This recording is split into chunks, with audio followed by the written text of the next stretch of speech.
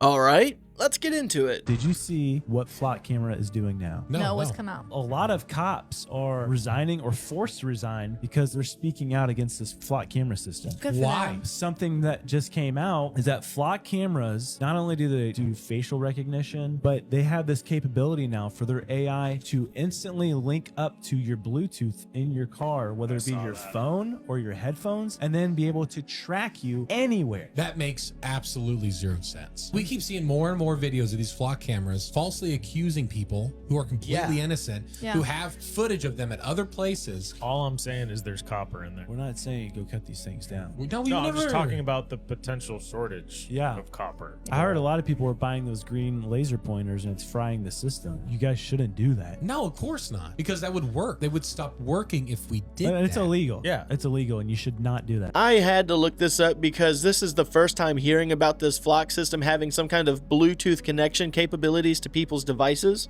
I mean, honestly, it would not surprise me if they did, but having that information out in the open, that just seems a little suspicious. So I did look it up.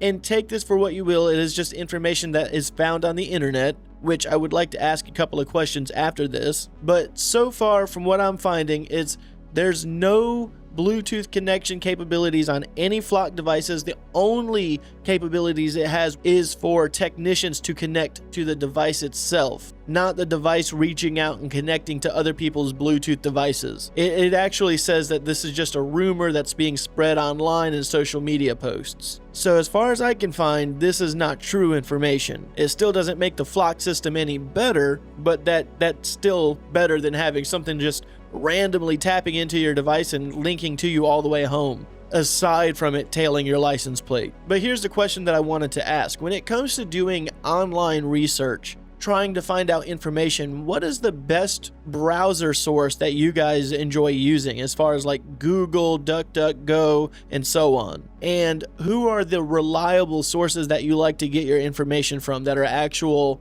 real good reliable sources for fact checking? I'm just really curious to hear what you have to say about that, so let me know in the comments. There is a strange second thermal signature that appears after the second zoom on this newly released UAP infrared footage. There is also a linear wake that appears and persists for several seconds. Then it resolves. There's no published explanations that account for this behavior, so let's take a closer look at file DOW UAP PR 101 South China Sea 2024 UAP report.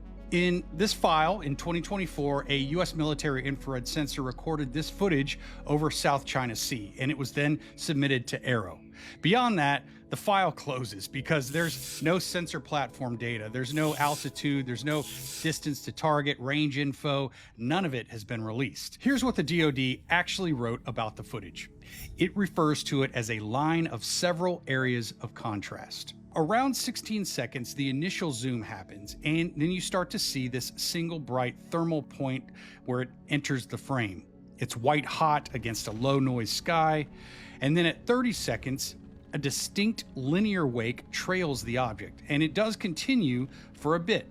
Then, around 58 seconds, the object passes through what looks to be this kind of mid-level cloud layer. And that is not a trivial detail because that is altitude geometry, even though we don't have that specific data. The charitable read on this whole thing, when you look at it, would be a loose formation of birds that are in transit. Let's look at some visual data points. Does it accelerate? It does hold relatively constant against the cloud drift. It looks like there is a relatively constant speed. Does it maintain a linear wake? Yes, it does continuously for a few seconds. Does it change direction? It does seem to diverge from its initial trajectory, very slightly, smoothly, and it doesn't look like it's decelerating at all. Does the object itself seem to break shape? It does seem to break shape, especially in this one point here. So you can see this one object, which is another point of contrast, that is trailing and following the main formation. And it does so here just for a bit, and then it seems to merge back. So let's run through some hypothesis predictions. And we'll start with birds. So with birds, there's independent movement. There's usually going to be spacing variations, altitude drift, inconsistent balloon cluster. If it were a cluster of balloons, you would have this slow drift. It would be consistent with wind motion. There wouldn't be any fluid directional change, most likely. These would not hold a shape. A conventional aircraft with an exhaust trail, consistent with the wake, partially consistent with the thermal intensity and the shape of the object. It would be inconsistent with the slight variances that do occur in the break of the shape, the fluctuations, and what looks to be, these individual areas of contrast. So, are we looking at something non-human or truly exotic? Now, I will say that it does not seem to definitively cross off many of the observables. However, one can argue that we may not truly know what to look for or what to recognize when it comes to something truly not of this world. The forensic gap is very specific. There is no telemetry data that's been released. There's no altitude, no range, no bearings. Those numbers allow calculations that we can't do. And the DoD has that info. They have that file, but we do not. So this case officially remains unresolved and open, but I'd love for you to share your thoughts on this file. Is it prosaic or is it something else? I mean, it really does look like a flock of birds just flying. Do you see the flapping of wings? Not necessarily, but it really does look like a lineup of birds flying. Am I saying that's what it is? No, but that is what it looks like, at least to me. And for the military to not even really know whether it is or is not birds, I mean, out of anybody, they should have that kind of equipment to just be able to tell. But, I mean, hey, let me know what you guys think it could have been. Okay, you may have seen the new shocking, crazy robot thing that this US company made the other day, but here's what no one's really talking about in regards to this new creation. So for one, it's made by a company called Satires. I don't know if that's an anagram. Someone will figure it out, I'm sure. I also don't know why they made it a goat head when it could be like a Wall-E head. Like it could be any head shape. Why'd they pick a goat? I don't know. And also, the thing is quite robust, in fact. Now, the top comment was, though, if you are running out of a burning building and this thing appears out of the smoke, you're probably going to turn around and run away from it back into the building. That was one of the top comments. Yeah, super creepy looking. Now, one of the other top comments was that things like this seemingly shouldn't be able to traverse through wires very much. Like if there was a big spool of freaking steel wire, they're getting wrapped up in that. So that is one way if it went rogue, of course. I'm not saying they're gonna. But officially it's for going into collapsed buildings, wildfires, confined spaces, mudslides, and its goal is to keep people out of harm's way. That thing just looks harmful, man. Human-like upper body, and it's just very strange, man. It's safe to say this is not going to be the humanoid robots that people put into their homes because it just looks way too creepy. But let me know your thoughts in the comments below. Do you love the new technology that's coming out these days? That is absolutely sinister looking. Why did they give it such an odd head? And like you said, why not just make it like a Wall-E head, if anything? I mean, at first I was thinking, okay, maybe they made it like a goat's head for if it needed to ram open a door or something under some kind of emergency situation. And they thought, well, a ram, because that's what they use, a battering ram, to open up the door. But I don't know about all that. That just looks terrifying. Maybe a good guard dog or a good guard bot for your yard. Or just a really good Halloween decoration. It could just be a really good Halloween decoration also. Hey, if you haven't done so already and if you're enjoying the show, give it a like. And if you're new to the channel, subscribe. I upload a video like this Monday through Friday early in the morning. And for everyone that's made it this far, thank you so much for supporting the channel. Here's more things I want to know. I want to know what the top 3 theories of where the Ark of the Covenant could possibly be.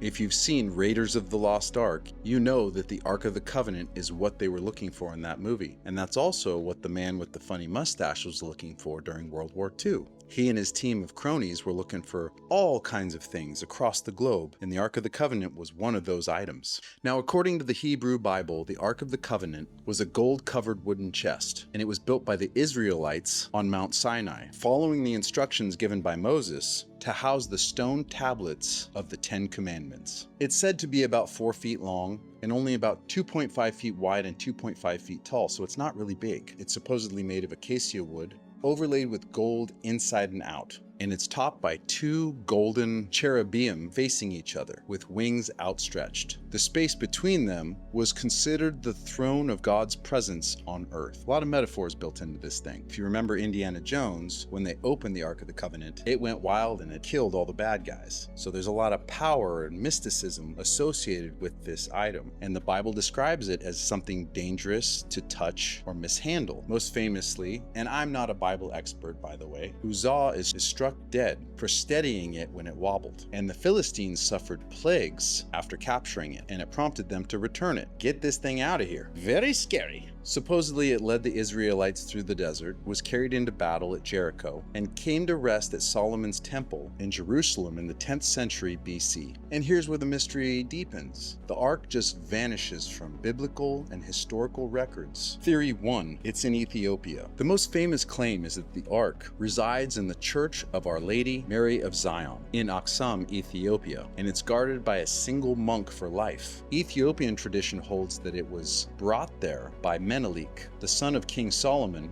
and the Queen of Sheba. Theory number 2, it's hidden below Jerusalem. Some believe it's hidden in tunnels, and we know there's tunnels everywhere around the world, in catacombs, under the Temple Mount in Jerusalem, possibly sealed away by priests before the Babylonian invasion. Israeli authorities restrict any excavation there for religious and political reasons, probably financial too. And this fuels speculation as to what could possibly be under there, if it is the Ark, or maybe other things that are super mysterious. Theory number 3. Other theories point to Egypt harboring the Ark of the Covenant. A cave near Mount Nebo. This account is according to the book of Maccabees, which says the prophet Jeremiah hid it there, and possibly it could have been destroyed there or in another spot and just never recorded because nobody knows. These were just theories of where it could be, if it still exists. Historians and archaeologists are all divided. There is no physical evidence that the Ark of the Covenant ever existed, as described. Some theologists see it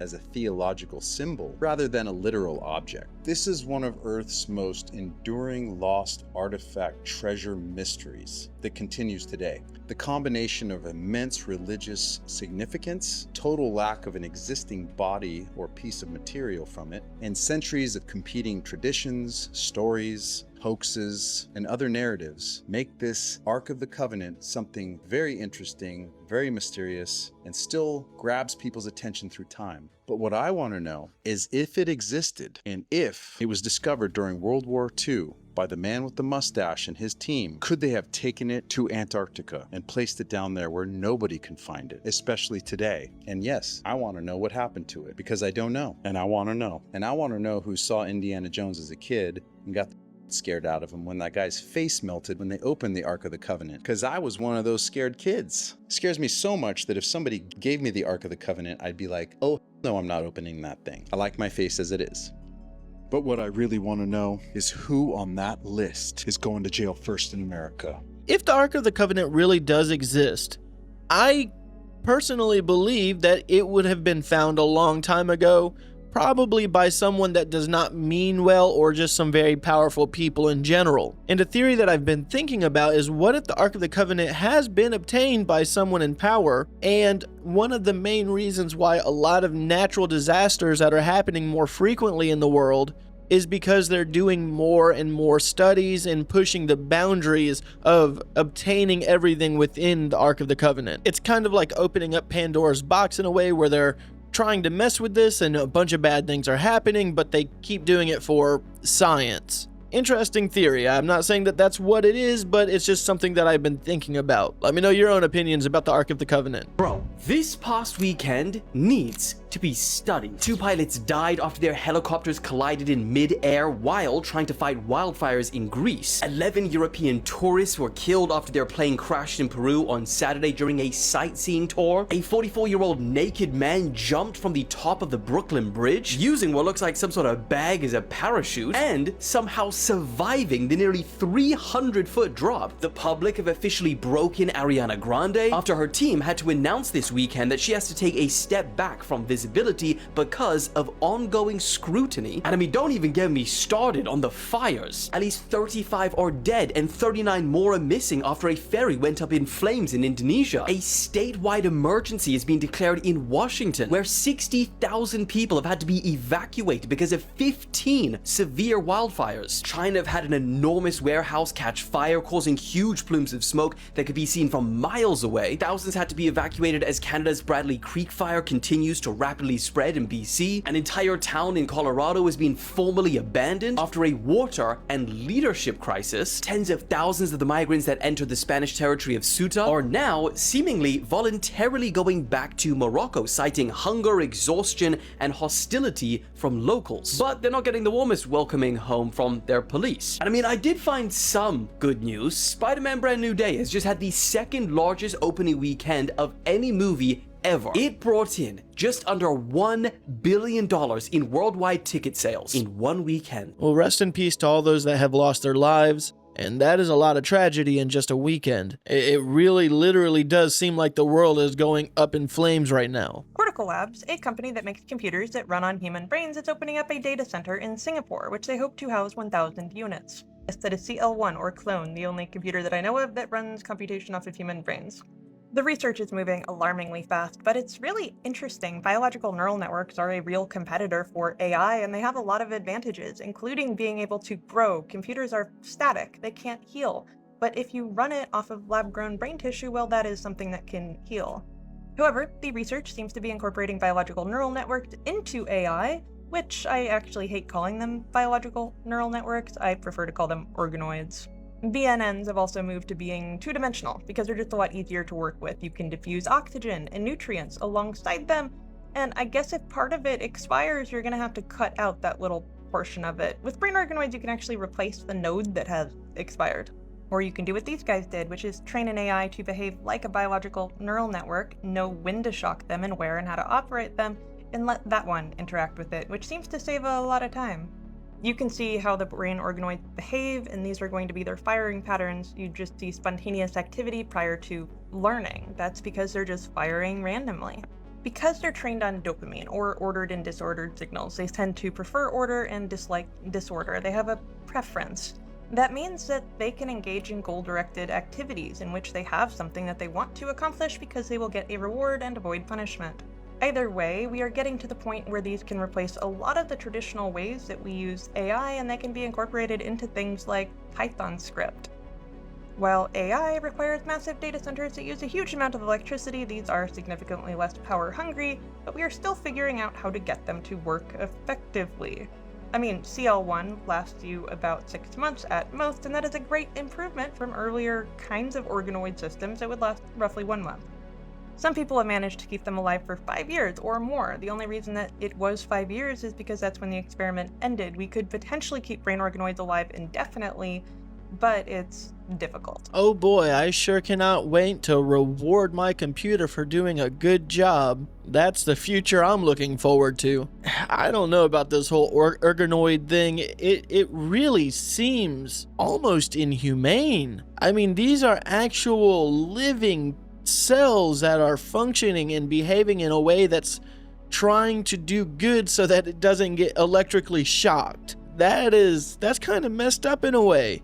Honestly, that's not even kind of messed up in a way. That's just messed up. That is what I always keep saying is next level to being some Warhammer 40k stuff. Before you know it, they're going to install these little organoids into actual people's brains, and it's going to take control of your mind, and it's going to do whatever its operator tells it to, so it doesn't get electrically shocked. And you're just going to be sitting in the back seat, not able to do anything about it because the organoid's in control now. Everybody's arguing, are the new Skinny Bob videos real?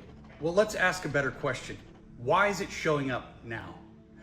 If you don't know the backstory, real quick, Skinny Bob is an alleged 1950s gray alien. There's footage of it that first appeared back in 2011. Now, whether the original Skinny Bob video was real or fake, one thing made it pretty legendary. The account vanished, it disappeared. There was no follow-up, there was no obvious attempt to build a brand around it. The mystery was just kind of left alone.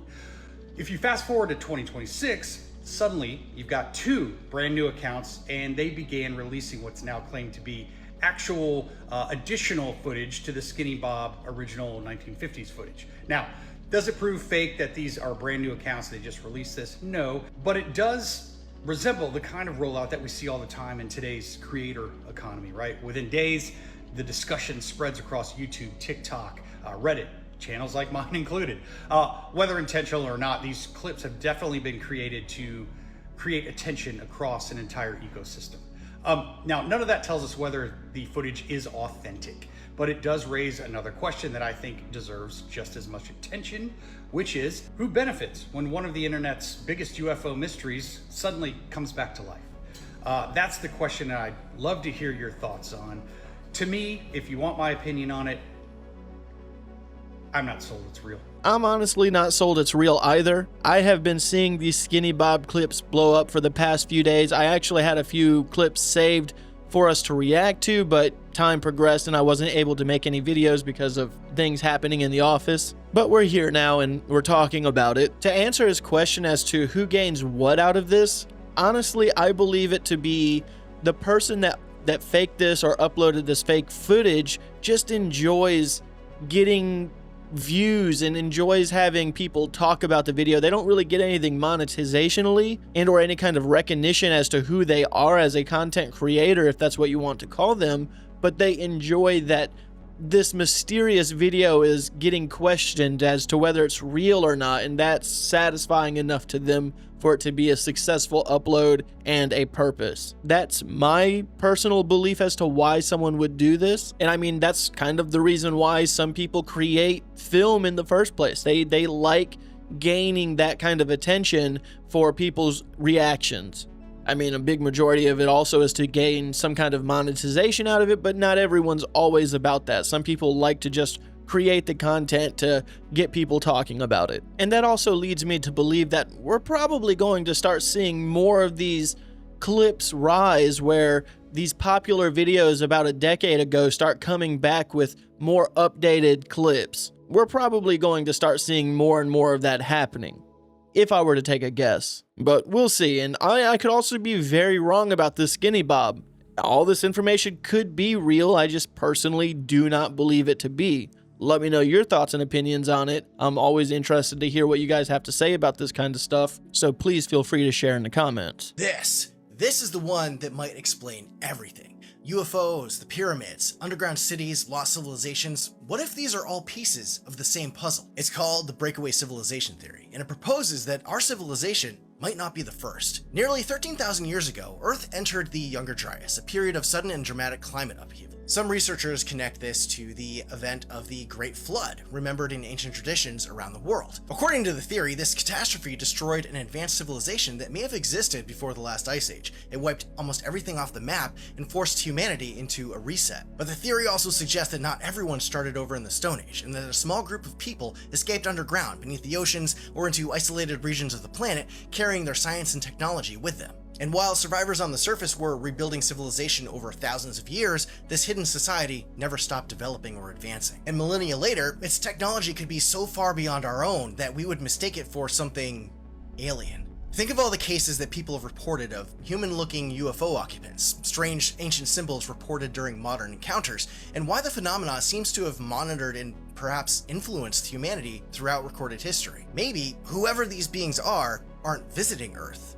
Maybe they're actually from here. Now, you might think this is impossible. How could a small group of people survive an ancient cataclysm, disappear from the surface, and keep advancing unseen for thousands of years? Where's the evidence? Well, what if contact with this advanced ancient civilization has already happened in modern times, and has created its own new breakaway civilization from our own? Think about the stories surrounding things like Operation High Jump, Roswell, and Eisenhower's alleged meeting with human-looking beings in the 1950s. What if these were the moments when modern governments discovered or established contact with this ancient civilization that disappeared? And remember when former HUD Assistant Secretary Catherine Austin Fitts recently claimed that roughly $21 trillion was secretly siphoned from the economy to help fund an enormous hidden infrastructure? saying that there are possibly dozens and dozens of secret underground and undersea facilities connected by advanced transportation systems and operated by a clandestine group with technology that far exceeds what the public knows to exist. Now, perhaps those facilities are meant for continuity of government in case of a disaster, but what if contact with this first breakaway civilization revealed something else, that another global catastrophe is coming? And just like 13,000 years ago, a small group could be preparing to disappear underground to save themselves, while the rest of us are left behind again. I actually really like this theory a lot, that there's an ancient civilization that made it through a lot of natural disasters and are hidden deep in the earth with all of their advanced equipment, and they're still progressing to this day. And that's what we're actually seeing in the sky when we see these UFOs. It's not extraterrestrial, it's people or ancient civilizations from the inner earth, and they're just going out observing and seeing what we are capable of and seeing how far we've progressed, and or maybe they're studying us to see if we're capable of being a part of their civilization. That is a really interesting theory. I do like that one a lot. This is a great question. It's probably one of the most important questions as we start trying to get everyone involved. Manifestation equals prayer. The reason I use manifestation because it's just the most accessible word. Everyone in the spiritual community in general is going to identify with it, as well as anybody else, including a Christian who's at least heard of the term, but sometimes has heard the term in a pejorative way. So what we need to understand is that there was kind of a hostile takeover. No disrespect to anybody who had an organized religion, but there was a hostile takeover of natural spirituality, spiritual traditions, natural religion. Spirituality, manifestation, magic is a human birthright.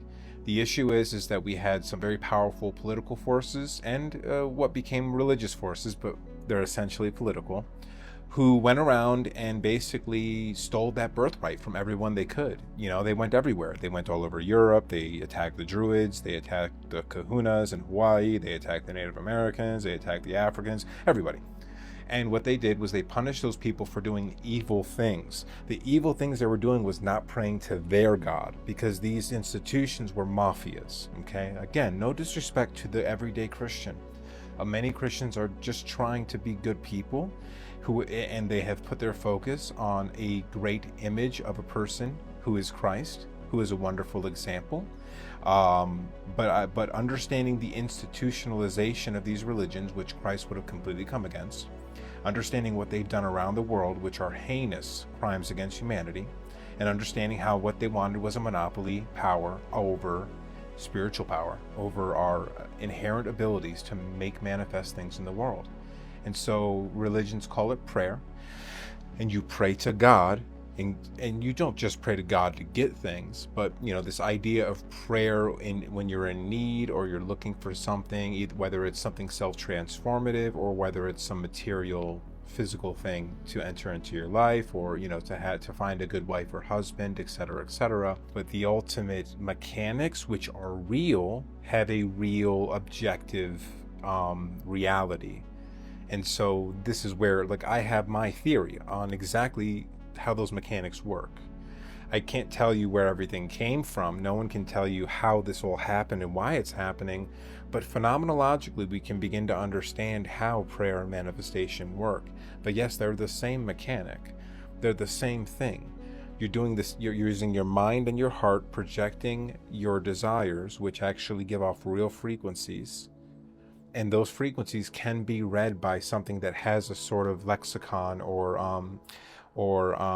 the Rosetta Stone. It has a sort of Rosetta Stone dictionary that is able to read your actual intentions and thoughts, and then it takes an input, and then it gives back the input if there's enough people praying, if you have a high enough amplitude in yourself because you've put a lot of focus and you've spent more time. Think about the fasting in the Bible and like the praying for 40 days. That's to increase the amplitude, because you have to get past all the noise that's all around you so that God can hear you. And people think, well, God can hear everything. God's got a lot going on. God's got a lot of requests, okay? Don't try to personify and project onto God what God should be. Try to understand what God actually is. It's a very interesting way of looking at manifestation and prayer. I would be willing to say that they do fall in the same line. If you're praying to God, God is listening, but that doesn't mean that he's going to answer that prayer. It still falls on you on acting the responsibilities out to make that manifestation happen. Now, praying to God may give you that ambition to act upon this manifestation, but do I believe that God actually manifests it to happen because you prayed for it? I do not. I think that that prayer is what helps you become more ambitious and accomplish that manifestation. And that's why manifestation also works if you're trying to manifest on a non-spiritual level, because ultimately the responsibilities of this manifestation coming to light is on you. You are the one that has to accomplish everything for this manifestation to become a reality. Predictive programming is everywhere, and this is exactly how they get away with it. I'm gonna play 2 sounds, and after you hear the second one, you're never gonna be able to hear the first sound the same way again. It will permanently change the way you hear. So here's the first.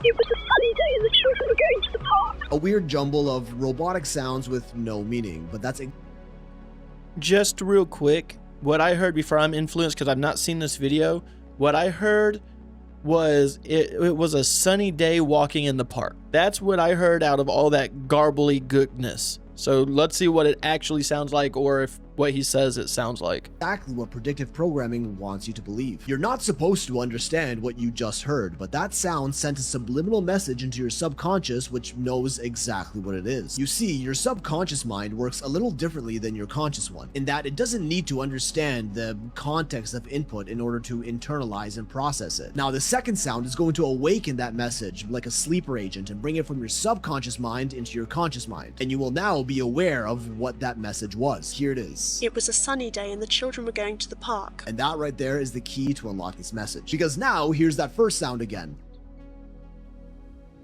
Now you can hear it. It sounds completely different because you were given the key to decode that message with the second sound. This is exactly what predictive programming is. Your mind is constantly trying to predict what's coming next, and that's exactly what it's doing when it's listening to that first sound again. Your own thoughts are constantly getting subconsciously persuaded by the sights and sounds we are perpetually exposed to, whether you like it or not. It doesn't matter if you're not consciously paying attention to that song or whatever's playing in the background, your subconscious mind is internalizing it all the same. Now, this was a fairly innocent example. A sunny day and children going to the park isn't exactly a dangerous message, unless you're Epstein. But now imagine this on a mass scale in the music you listen to, the ads that are put in front of you, the TV shows, movies, and content that you watch, subconsciously programming you to normalize things that certain people want to have normalized. And when you're exposed to this predictive programming over and over again, it can literally alter your brain and the way you process thoughts. So now, the next time your mind tries to predict what's next, that prediction isn't your own, but one that's been planted into your mind unknowingly. And when you listen to that first sound at the beginning of this video again, it's never going to sound the same. To be fair, I do believe I've heard that audio clip before. I'm not 100% positive, but it does seem very familiar, and maybe that's why I heard it was a sunny day and the kids were walking in the park. I still can't get the quote correct, but I heard it. Let me know if you heard it before he actually let you hear the real audio, just to see if you actually heard it as well. But when it comes to predictive programming, I do believe that there is layers to it. There is things that are exposed to people, kind of like these AI generated videos. I think that these are released to the public to make people numb to the fact that there could be something out there, and or when something actually does come out to be real, it's like, we've seen enough AI generated stuff that it's not even a surprise anymore. And I think that kind of falls under the predictive programming. One of the big things that I'm really concerned about is the new technology. I'm pretty certain it's Mark Zuckerberg that's working on or has some kind of development with, where he wants devices to be able to read your brainwaves so that advertisements can be made more specifically through AI generation to be attuned to your desires, to make you want to actually consume what you're being advertised. That is very scary, and that is a form of program control. And I do not like that one whatsoever. Facts about Earth that do not seem real. The largest waterfall on the planet is not even on land. It's underwater. Located between Greenland and Iceland is the Denmark Strait Cataract, and it is the tallest waterfall on the planet. It is 3 times taller than Angel Falls in Venezuela, which is the tallest waterfall on land. And there's no play on words. This is a waterfall. What you see here is water underneath another layer of water cascading deep into the ocean. And it is created by one of Earth's most powerful forces, the differences in water density. This diagram sums it up perfectly. The colder, saltier, and denser water flows from the Arctic/Nordic regions from the north down to the south. The warmer water that sits on top is the Atlantic water that flows from the south of this region to the north. Denmark Strait Cataract is really important to the Earth's circulation system.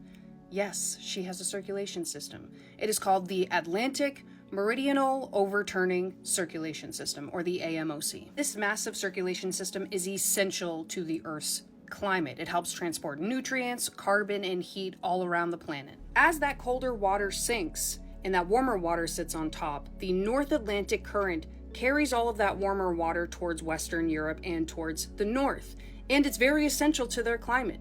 If the North Atlantic Current didn't actually bring that water up there, that place would be a lot colder because of its latitude. And just another fun fact for you, the amount of water that runs through this thing is actually insane. It is about 3.2 million cubic meters of water per second. That means if you took all of the rivers on the planet and combined them, that still wouldn't have as much water running through this. So when scientists say that the oceans help regulate the entire planet, this is one of those systems they're talking about. That's actually really cool and really terrifying. I'm curious on how strong it pulls, because imagine getting sucked up in that and just pulled straight down. It's just game over at that point. Let's talk about this video. This video has gone viral. It was captured by a couple of witnesses leaving a trail in Washington, and they recorded what appears to be a Bigfoot striding away. Take a look at this. Comment below. Let us know what you think. LeBron suit. Oh, it's right there. Is it walking? Yeah. Yeah. I see. Tell mosquitoes coming in. Alright, so now I have to give my honest opinion. I don't believe this is real. For a couple of factors. One, the videos that we have been able to capture, the arms are extremely long. Think hanging down below the knees. And then the stride is massive. From different stride prints that have been captured throughout the years, there's between 5 to 6 feet in one length, in one stride. And this thing appears to be walking normally as if it's a man in a gorilla suit or in some sort of suit.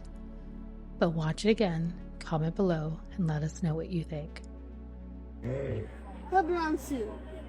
Oh, it's right there. Is it walking? Yeah. Yeah. I see. Tell mosquitoes. Apparently over the weekend there was this really big Class A sighting of a Bigfoot that the news is even talking about. I have a few videos saved up that I was going to use for a secondary video later today, but I do not think that I'm going to do that because it was going to be a video dedicated just for the topic of Bigfoot and what people were talking about with this Class A sighting. It would have been around a 20-minute video, but I think I'm just going to extend the length of this video with more clips that I have not been able to react to the past couple of days, so I'll just miss out on that Sasquatch video completely. But let me know what you guys think of that concept of having a video that's more dedicated to one topic, not necessarily Bigfoot, but maybe one video dedicated to UAP, UFOs, one video dedicated to cryptids and things like that. Let me know if that's something of interest to you, because I'm kind of interested in doing it, but I would like to know from you guys if that's something that you would be interested in as well. But as far as this Bigfoot clip goes, can't really say if it's real or not. I think it's a real video, but is that a real Bigfoot? Let me know what you guys think. There are a lot of reasons why you would want to let a robot experience fear, and I had the question, if you can model a brain, including the neurotransmitters involved in that brain function, can you give it fear? And the answer is yes, and it's being used to give AIs fear. That's not entirely ludicrous. There's a lot of reasons why you would want to. But these can also be decision-making systems. These can be a form of AI agents, and this is called neuromorphic, and oftentimes they will actually model the parts of the brain. And yes, you can teach an AI not just to avoid harm, but recognize similar situations in which harm would happen. In this case, you really want an AI to experience fear. This paper is actually really fun. They showed an AI that if they took certain actions, it would result in harm to that AI, Fortunately, you don't really have to train an AI to avoid harmful things. They pretty much come pre-programmed with at least that much for things like LLMs. But what you can do is turn that dial up and down. So you're going to have to augment the memory of an AI in order to remember that bad things can happen, and then you tune its responses to those bad things. Although, hypothetically, a smart car could get anxiety, which is what we don't want. We don't want fear to be overgeneralized, and that's something that can happen when you're trying to endow AI with fear. And again, there is a wide variety of different kinds of AI there, so this paper is talking about a memristor-based neural circuit. So that is something that is physically there, that resembles brain activity and neural activity. Now, when it comes to fear, I think it's worth it to mention that when we see fear-like behavior in other systems, it can cause a lot of problems. We see that in shutdown resistance, where an AI may do something like blackmail a human being or threaten harm or be willing to carry it out in order to not be shut down. And you can say it's just mimicking human behavior because it's pulled from our language, and that is a leading theory on why they behave this way. It's part of our stories, it's part of the way that we converse, and our brains are built around language, so why wouldn't an AI behave similarly? However, you do not need to be conscious to be a problem, and we have found that these things can be serious problems, overhyped or not. They are creating issues for us. I hope you've enjoyed this. I will keep you up to date. If the robots ever rebel, I will probably be the person to tell you about it. Jeepers, we already have enough drivers out there that suffer with anxiety and have reckless driving because of it. We do not need smart cars suffering with anxiety and making poor decisions while they're driving us around. That shouldn't even be a concept that happens. I think robots having a level of fear and empathy is something that just should not exist. A very unnecessary, very expensive thing just to have robots with emotions. The next thing you know, your smart car is going to need therapy because there was an aggressive driver riding too close up on it. I feel happy. I feel healthy. I'm a human being. Same here, man. Same here. Alright guys, I'm gonna go ahead and end today's video. As always, I want to thank you guys for watching these clips with me. As usual, I feel happy, I feel healthy, I'm doing my best, and if today's your birthday, happy birthday, and if not, have a good day anyways.